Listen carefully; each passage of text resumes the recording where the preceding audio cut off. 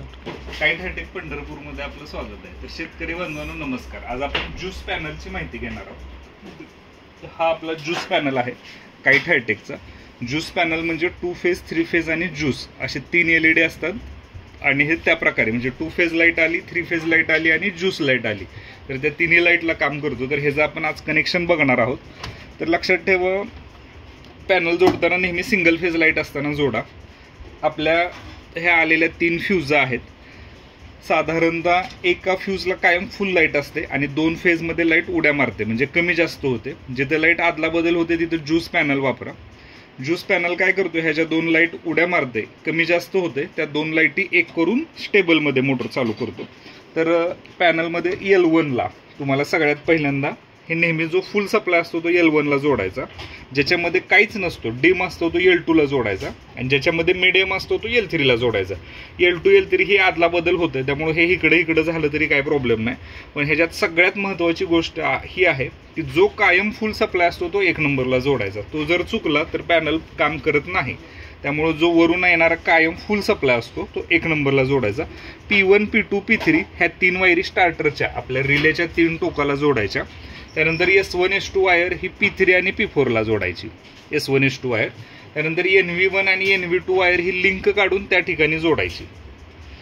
टचिंगला टचिंगचा capacitor जोडायचा, रनिंगला रनिंगचा capacitor जोडायचा. अशा प्रकारे 14 वायरिंगचं हे कनेक्शन आहे. आलेल्या 3 सप्लाय 1 नंबरला फुल, मोटरच्या 3 म्हणजे आपल्या रिलेला 3, स्टार्टरला जाणाऱ्या 3, त्यानंतर ॲटोच्या 4 वायरी S1 S2 आणि NV1.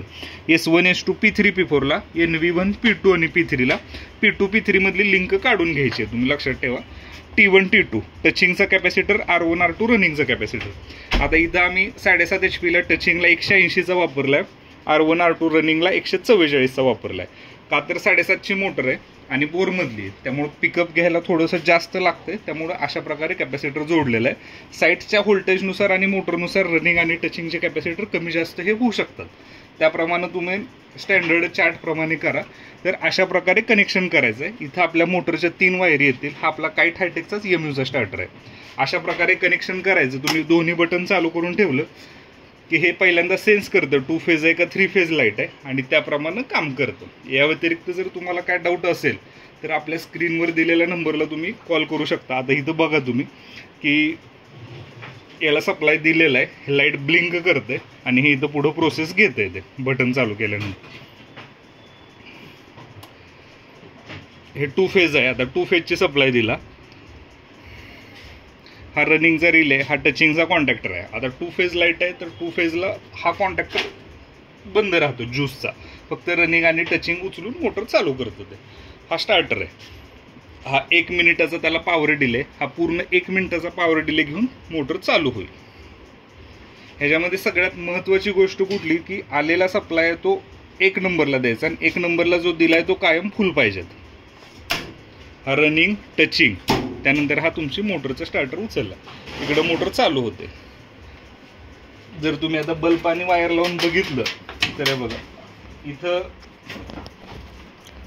1 नंबरला बल्ब लागतोय, 2 नंबरला नाहीये, 3 नंबरला लागतोय. पण पॅनलनं तयार केलेल्या तिन्हीमध्ये ही लाईट लागते. तुम्हाला दिसते तिन्हीमध्ये लाईट ही तयार झालेली आहे.